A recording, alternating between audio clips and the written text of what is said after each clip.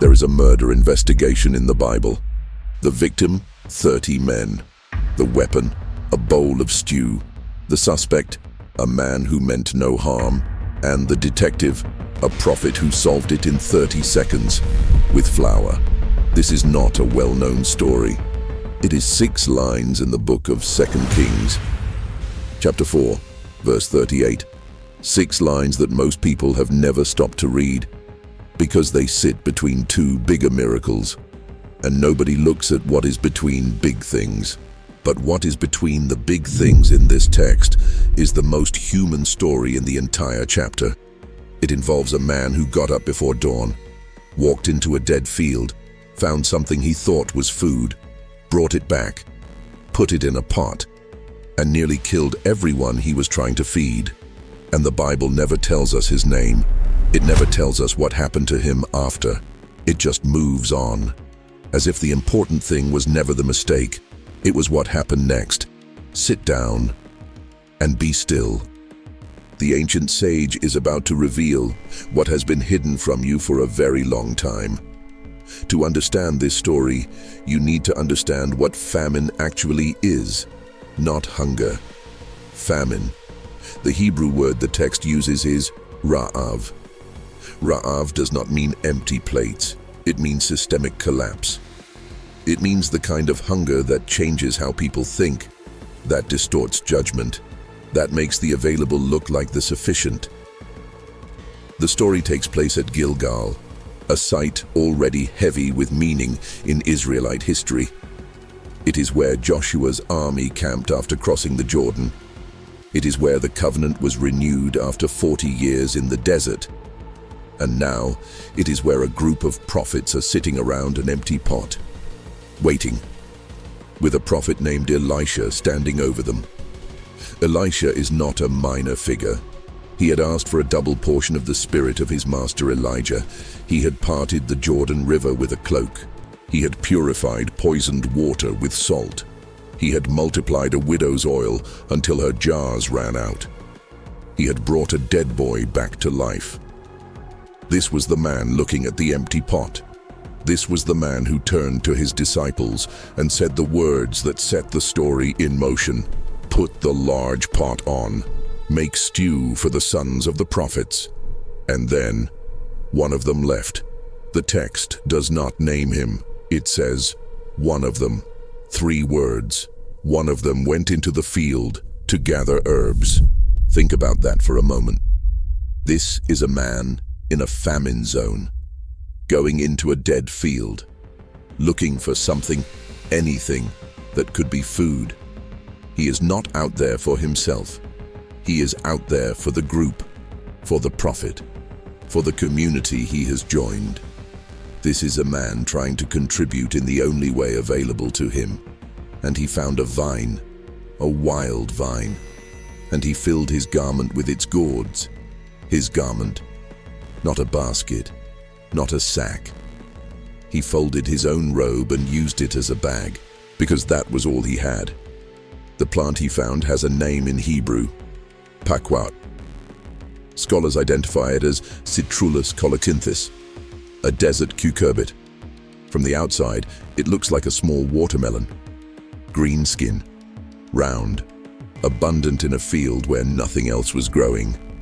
From the inside, it is one of the most toxic plants in the Middle East. Severe cramping, vomiting, intestinal hemorrhage, insufficient doses, fatal. But he did not know that. Nobody told him. Nobody warned him. He saw abundance in a place of scarcity. And scarcity does something specific to human judgment. It makes you reach for what is there, without asking why it is there. He came back. He shredded the gourds into the pot. He had no idea. The stew was cooked. The men were served. They ate. And then the text uses a word that stops every careful reader cold. It does not say they got sick. It does not say they complained. It says they cried out. Za'ak. In Hebrew, Za'ak is not a complaint. Za'ak is the cry of people in mortal danger. It is the same verb used when the Israelites cried out from Egypt. Not protest, alarm. and the cry had specific content.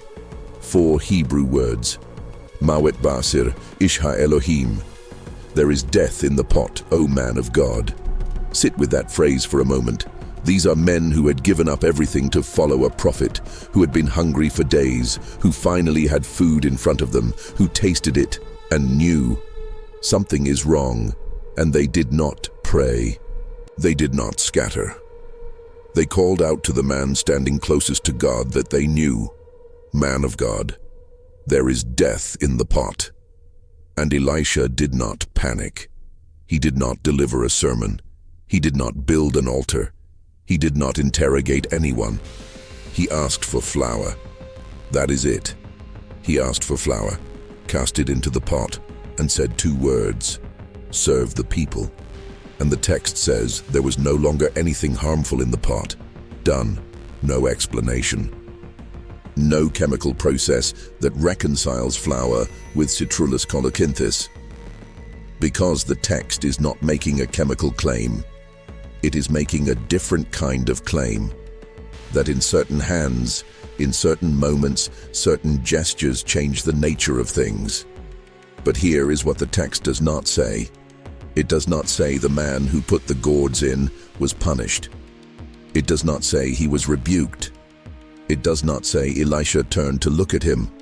The narrative moves directly from crisis to resolution. The man who caused the problem is not the subject of a single subsequent sentence. This is not an accident. In ancient narrative, what a text chooses not to say is as deliberate as what it says. And this text chose not to say anything about blame. It chose to say everything about remedy. Why flour? In the biblical record, flour is not a random ingredient. It appears in grain offerings, in bread, in the fundamental act of sustenance. When Elisha threw flour into the pot of death, he was placing life into death. This is not magic. This is the language of a man who understood the symbolic weight of every gesture he made, who knew that his audience was watching, who knew the response had to be as legible as the cry. There is life in the pot. Serve the people. This single incident teaches 3 things that theology rarely puts on the same page. First, scarcity distorts perception. When everything is gone, anything available looks like provision, and sometimes it is not. Learning to distinguish abundance from abundance in disguise is a skill, and it requires knowledge, not just good intentions. Second, unintentional harm is not the same category as intentional harm. The man was not punished, not dismissed, not shamed in front of the group. The problem was addressed. The meal continued. Third, real authority does not reveal itself in the size of its reaction. It reveals itself in the precision of its response.